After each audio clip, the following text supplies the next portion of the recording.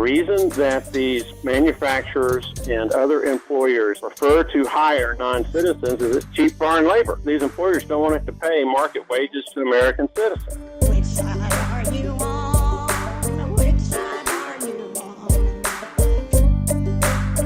on? So here's the clip from Mo Brooks. Mo Brooks, if you can believe it, he has some opinions on this Haitian immigrant stuff. I know that may be out of character for Mo Brooks. if you don't know literally anything about him, but he has some opinions about this Haitian immigrant stuff.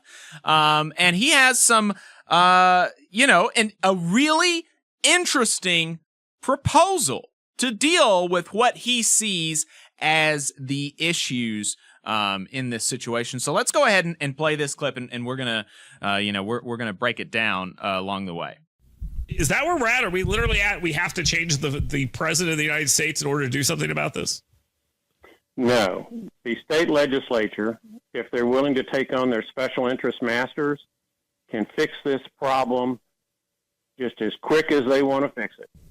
The reason that these manufacturers and other employers of non-citizens prefer to hire non-citizens is it's cheap foreign labor.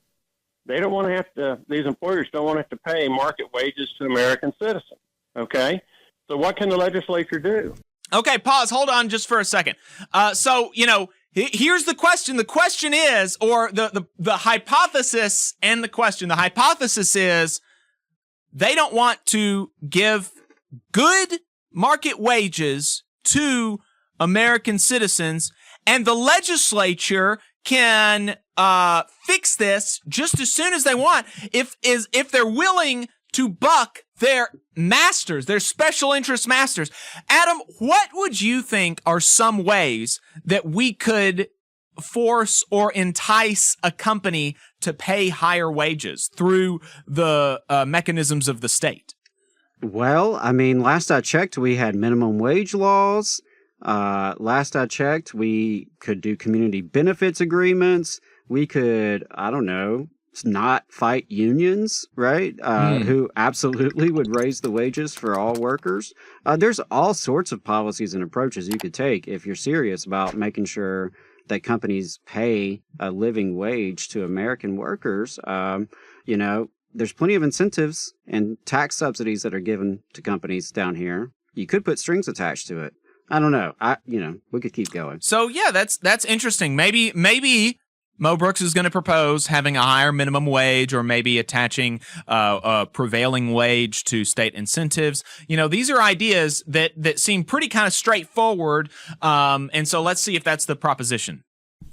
Change the economic dynamics of current circumstances such that it is no longer in the interest of these employers to hire cheap foreign laborers rather than pay a living wage to American citizens. Now, how do you do that?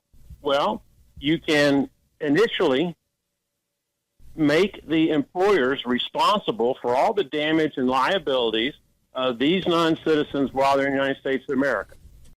Okay, so hold on. Yeah, wait. What damages? I mean, I don't know. I've never seen any proof that workers who are here under various, different forms of legal status, but there's different forms of it, right? And these workers who are working, as far as I know, are not especially causing harm in the community. So I'm going to call BS on that personally. Well, look, I don't, there must be, I would be actually shocked if in some cases when there were, if there was literally zero immigrants who came here, legally or otherwise, frankly, that ultimately got in a car crash and sure, caused some sort of a big enough population of people is going to have people who do various so that's things, for sure right? happened, but it's why do you so he's proposing setting up this kind of Rube Goldberg mechanism by which the employer would be more incentivized to pay higher wages to American workers instead of, if your concern is genuinely, I want people to make higher wages, I want people to get higher wages, you could just legislate that, right? If that's actually your concern, you could just do it. You could just do it. If that was your concern. Now, if your concern was discouraging immigration and trying to spread narratives about how they're harmful to the community and trying to pit native workers against immigrant workers, then maybe you might want to cloak your proposals in this idea about I care about the American worker. But then instead of doing something that actually just straight up benefits people, you would do something to you would set up, again, this Rube Goldberg kind of mechanism that you say is because, oh, I want people to make higher wages, but really is just about spreading narratives about immigrants to make them seem like they are not beneficial to the community or like they're uniquely bad or something, right? That might be what you do if your concern is just, I don't like immigrants. Right. I mean, maybe. You don't have to hurt one group of workers to help another group of workers. Right. I just don't buy that premise. I'm sorry. Yeah. Hey, 5 seconds. Just wanted to say that this is only possible because of our donors. If you want to see more of this, then consider donating yourself at tvlr.fm/donate. The employer who's profiting from that non-citizen's presence in the state of Alabama should be civilly liable to the victims of that homicide. The employer should be civilly liable for the automobile wrecks where innocent American citizens, Alabama citizens, are having to fork out money because the non-citizens don't have insurance to cover it, or because the non-citizens don't understand or don't choose to abide by our traffic laws in America. You suddenly make these employers liable for the damages, all damages of any kind, caused by non-citizen employees that they have brought into our communities by hiring them, and that dramatically changes the economics and the will of these employers to hire non-citizens rather than paying a living wage to American citizens. That's something the legislature can quite clearly do. We have total control over tort law. There is no federal preemption on this particular issue. A second thing that the state of Alabama can do is make the employers liable for the additional government services that are required to pay for these non-citizens being in the state of Alabama. Quit dunning taxpayers. Instead, dun the employers who are hiring non-citizens. So there you go. That is the Rube Goldberg mechanism that Mo Brooks wants to set up to try to incentivize potentially employers to pay Americans higher wages.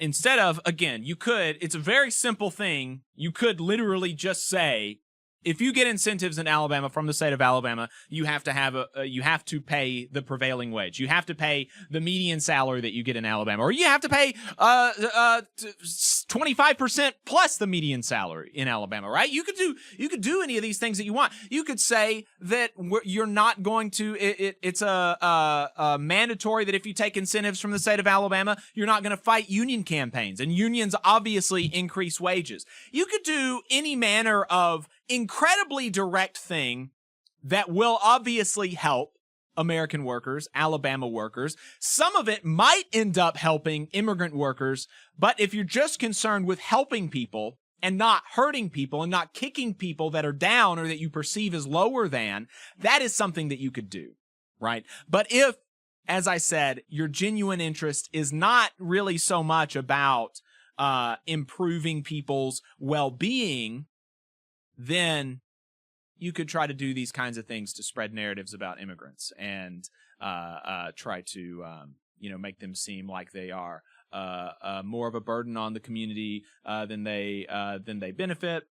And this is not obviously the first time that stories like this have been spread about immigrants or narratives like this have been put out by about immigrants. I mean, literally any group that has come to the United States has gone through this sort of period. Right. I mean, you had the You had the Irish and the Southern Europeans, right? I mean, they were not perceived as white when they came here, and they were vilified in exactly the same way as these immigrants are being. And ultimately, I think at this point, we can recognize that as far as the United States of America goes, the immigration of Irish people and Southern Europeans was beneficial, or was at the very least not harmful to the United States.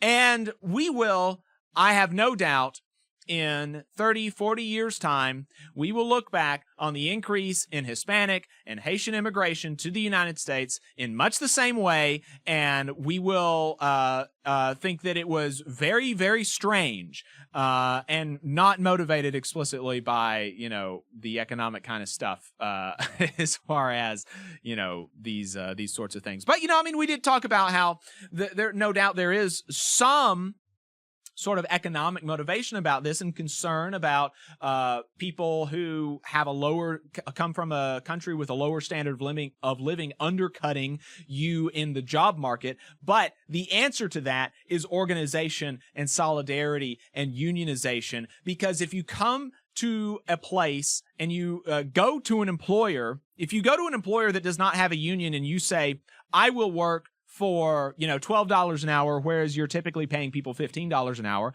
then the employer has the ability to hire you for that and then to fire somebody who is making $15 an hour. But if you come to a union employer with a union contract that sets wage rates, it is not possible to be undercut by immigrants in that union workplace, right? That's how we actually that's how we lift up American workers, Alabama workers, and immigrants at the same time. We eliminate, we take labor out of competition, right? We do not allow the underpayment and exploitation of labor to be one of these competitive race to the bottom type things. We come together in solidarity and we set standard wage rates across the industry so that nobody is being exploited or taking advantage of. That's kind of that's the way to approach these problems if you are coming from at these problems from a place of helping people first, as opposed to a place of not liking immigrants. You just saw a clip from the Valley Labor Report. We are live every Saturday morning from 9:30 a.m. till 12:30 p.m. And we pride ourselves on keeping all of our content free to everybody so that we can talk to as many working folks as possible. If you support the work that we're doing, you think that it's important, you think that it's good, then consider making a monthly contribution to the project, and you can do that on our website, tvlr.fm.